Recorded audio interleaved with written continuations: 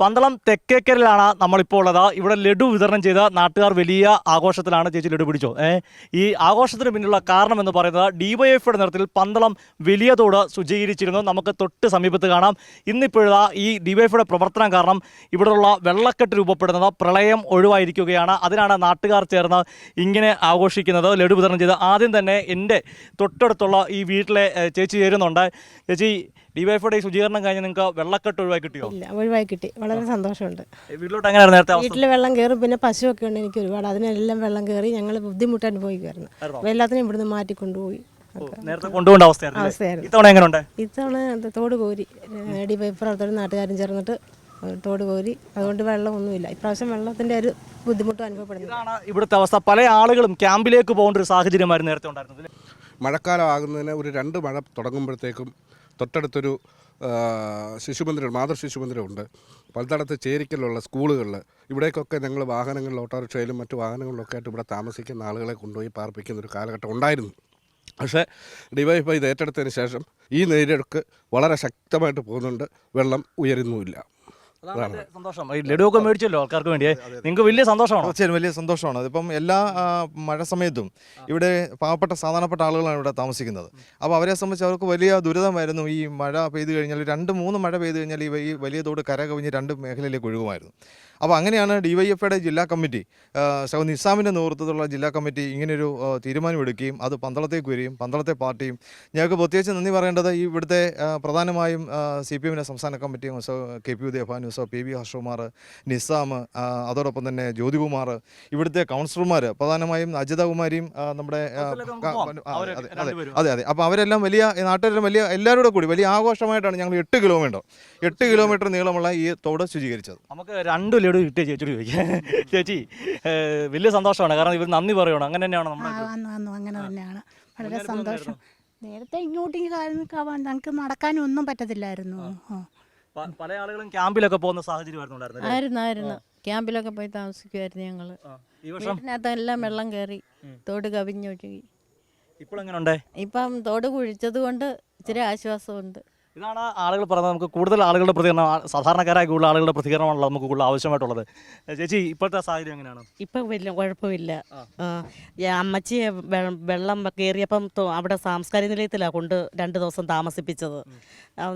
ഇപ്പം അതിന് വലിയ കുഴപ്പമില്ലാത്തതുകൊണ്ട് ഇപ്പം പ്രശ്നമൊന്നുമില്ല. ഇപ്പം പ്രശ്നമൊന്നും. കഴിഞ്ഞ വർഷമൊക്കെ അങ്ങനെയായിരുന്നു. അങ്ങനെയായിരുന്നു. അമ്മച്ചി വീട്ടിലുണ്ട്. അമ്മച്ചി ഇത്തവണ സുഖമായിട്ട് വീട്ടിലിരിക്കാം.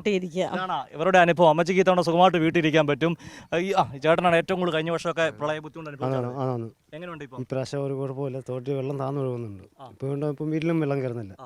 ഇതാണ് നമുക്ക് സന്തോഷമുണ്ട്.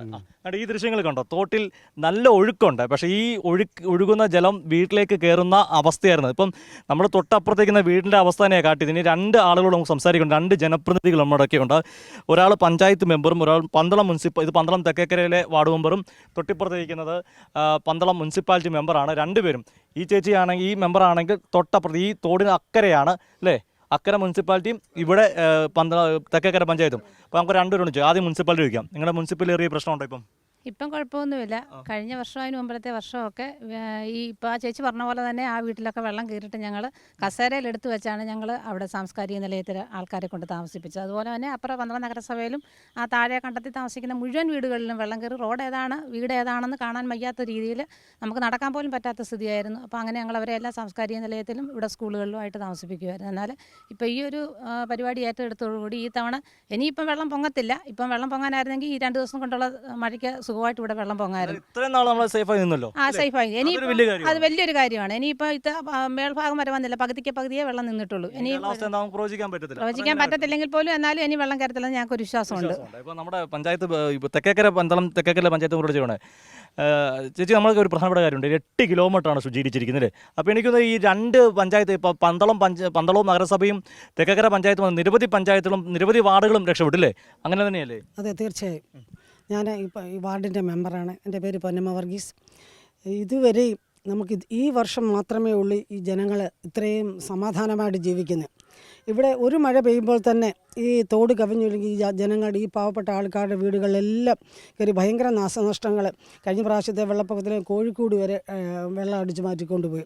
മുറ്റത്തിരുന്ന പാത്രങ്ങൾ അങ്ങനെയുള്ള ബുദ്ധിമുട്ടുകൾ ഒരുപാട് ഈ ജനങ്ങൾ അനുഭവിച്ചു കഴിഞ്ഞു.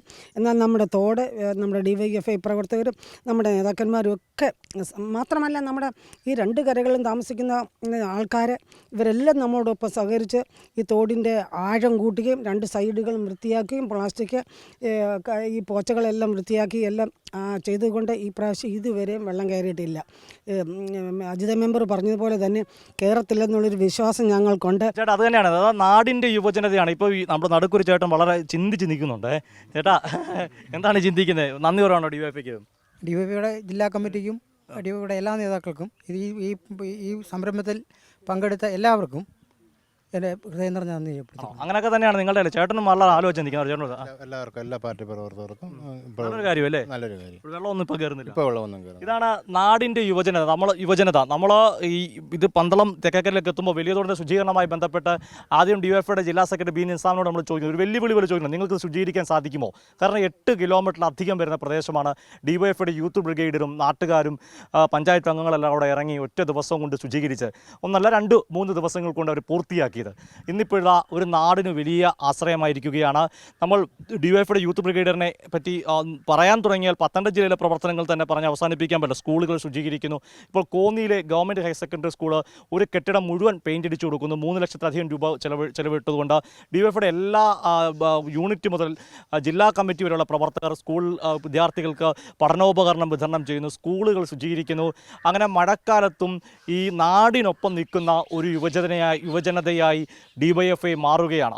പന്തളം തെക്കേക്കരയിൽ നിന്ന് ക്യാമറമാൻ അഖിലേഷ് കുടുംബനൊപ്പം സുജു T. ബാബു, കൈരളി ന്യൂസ്.